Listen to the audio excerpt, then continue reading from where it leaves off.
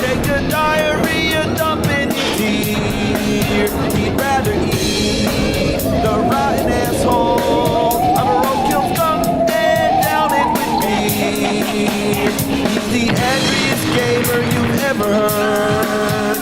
He's the angry Nintendo nerd. He's the angry Atari Sega nerd. He's the angry video game nerd.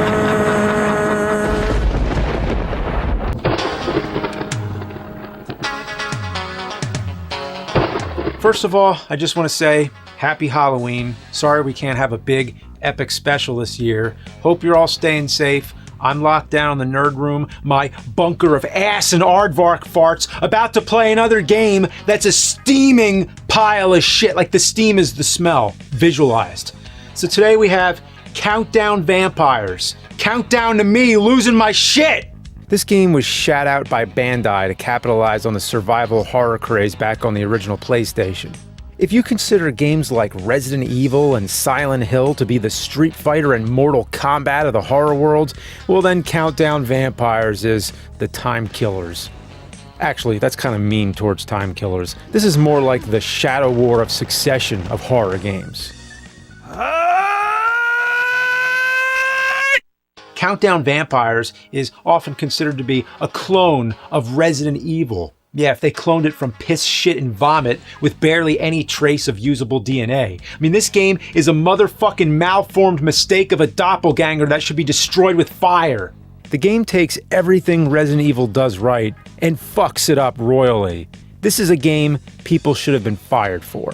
Surprisingly though, they weren't. The developer, a company called K2, went on to relative success after making this. As a matter of fact, in May 2008, they became part of Capcom and even helped develop, get this, Resident Evil 5. Man, I didn't realize how accurate I was comparing this to Time Killers. It's almost an exact parallel. If you remember from the Mortal Kombat Rip-Offs episode, Incredible Technologies, the developer of Time Killers, got hired by Capcom to develop Street Fighter the movie The Game. Now, K2, a company that developed a shit Resident Evil rip-off, went on to actually work on Resident Evil. Once again, Capcom hired a company that made knockoffs of their games to work on the games they were knocking off. What were they thinking? So that's the whole story, but now let me actually play the game and show you why it sucks so— oh shit. I forgot. My PlayStation got self-destructed.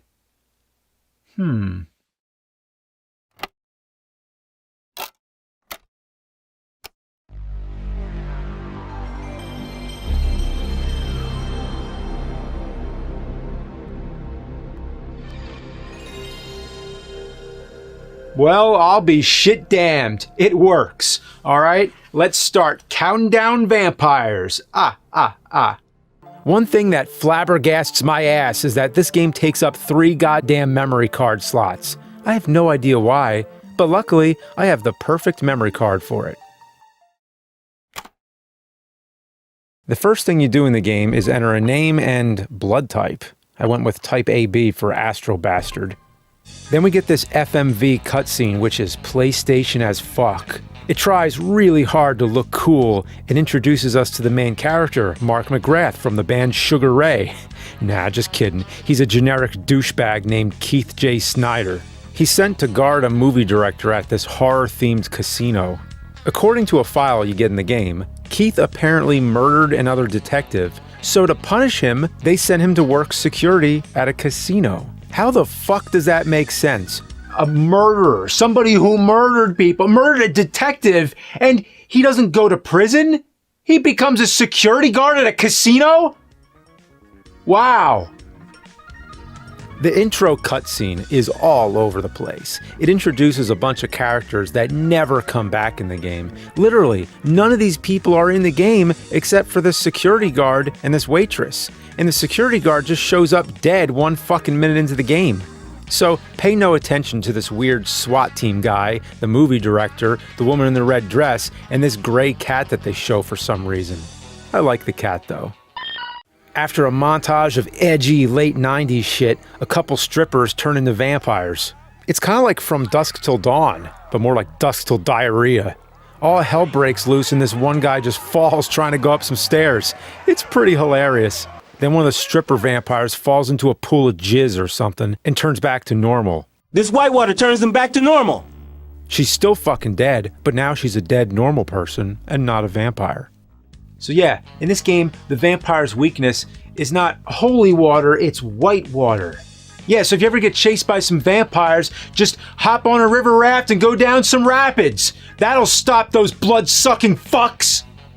You can shoot vampires with a dart gun and then sprinkle the water to change them back, but there's no reason, especially when you start finding actual guns. The manual says you get a bonus, but it's a dirty lie. Just kill them all. So like I said, the game is a total rip-off of Resident Evil, right down to the awful tank controls and shitty camera angles. It's giving me flashbacks of The Crow. Not that fucking Crow, the game! One thing Resident Evil is known for is the ending countdown. Pretty much every Resident Evil game ends with a countdown timer or timed self-destruct. Well, let me tell you, Countdown Vampires doesn't just end on a countdown, it starts with a countdown. Yeah, no joke. And that's not all. There's another countdown in the middle of the game, too. There's even a puzzle that has 2 more countdowns. They really went batshit bonkers with these countdowns. So they got the countdown part, but what about the vampires? Well, it's got giant praying mantises, werewolves, lizard monsters, purple goo monsters that shoot bubbles, giant bugs that shoot bubbles, 3 witches, and giant batmen, not to be confused with Batman. The alleged vampires are really closer to zombies. They're also the most non-intimidating vampires possible. All they do is walk around like they're holding in a huge shit and try to punch you. Once in a while they'll bite, but most of the time they just try to uppercut you and make burping sounds. Technically they're vampires, but they're the worst vampires I've ever seen. So yeah, the game's got vampires. So they basically just named the game after 2 things that are in it, countdowns and vampires. By that logic, they should have called the game Shit Graphics Fucked Voice Acting. Barry! I've talked about how bad the voice acting is in the original Resident Evil before. Any clues? No, but something's wrong with this house. Whoa! This hall is dangerous! But that pales in comparison to the voice acting in Countdown Vampires. This game makes the dialogue in the original Resident Evil look like fucking Tarantino. Misato, I'm going to take a look up ahead. You stay here. I'm scared to be alone, Keith. You've got to stay here.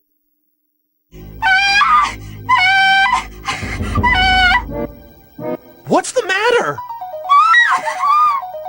Hey, what's going on?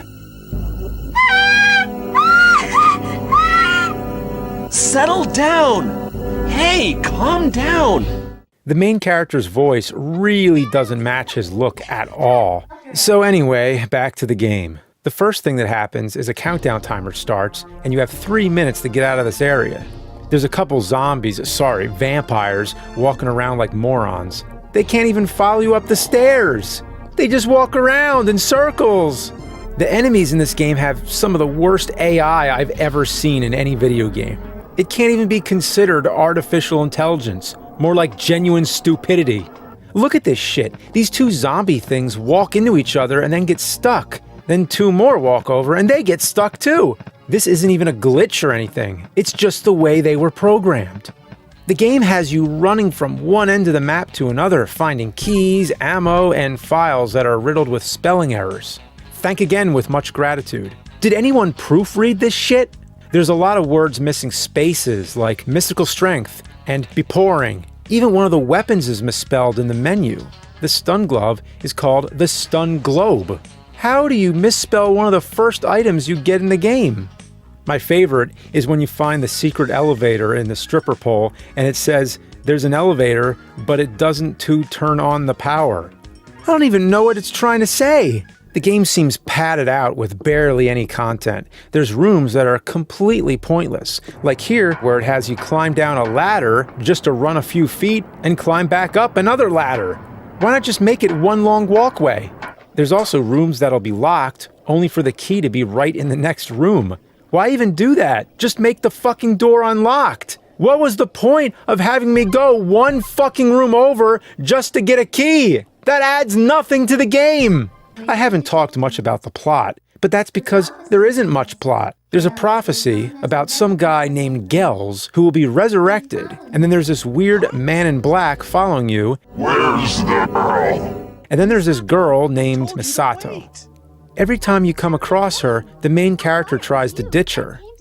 Misato, I'm going to take a look up ahead. You stay here.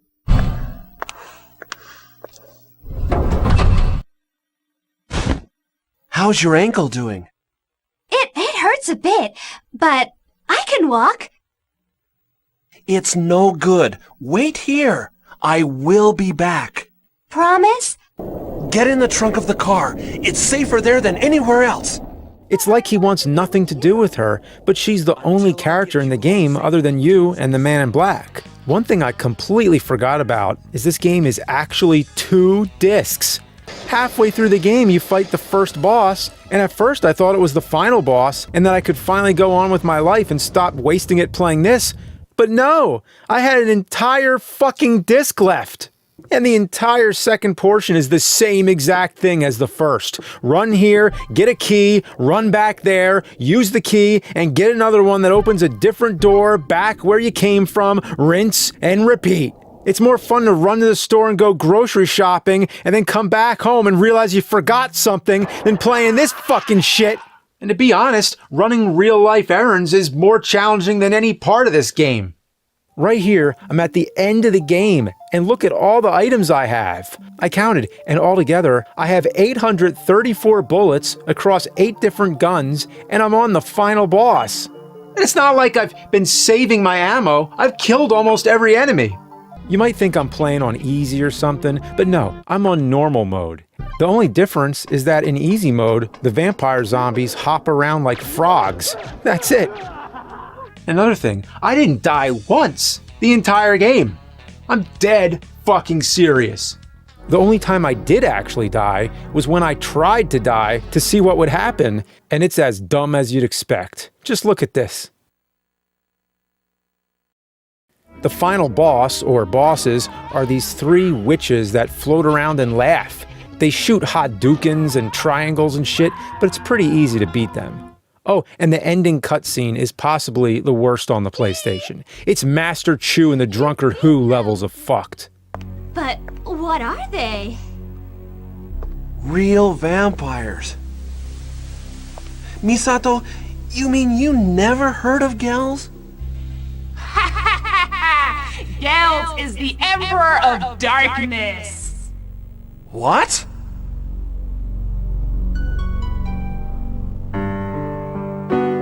Keith, I'm just kidding.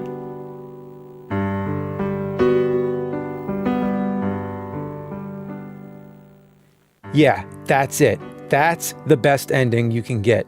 There's absolutely 0 reason to play this game. It came out almost a full fucking year after Resident Evil 3 and 2 months before the PlayStation 2. If you thought this was an early release PlayStation game, I don't blame you. But no, this came out in the year 2000. This was like a fart coming from the decayed corpse colon of the original PlayStation. Looks like if ass could make a video game. One more thing I want to mention, there's a second story mode you can unlock if you beat the game in under 8 hours. Unfortunately, I was too slow and wasted 9 hours and 37 minutes of my life on this festering fuck heap. And the last thing I want to do on Halloween is spend another 8 hours playing Countdown Vampires. I'd rather get jerked off by a jellyfish while I eat a platypus's asshole. I mean, actually eat the negative space of its anus. So fuck this game. Die, monster. You don't belong in this world.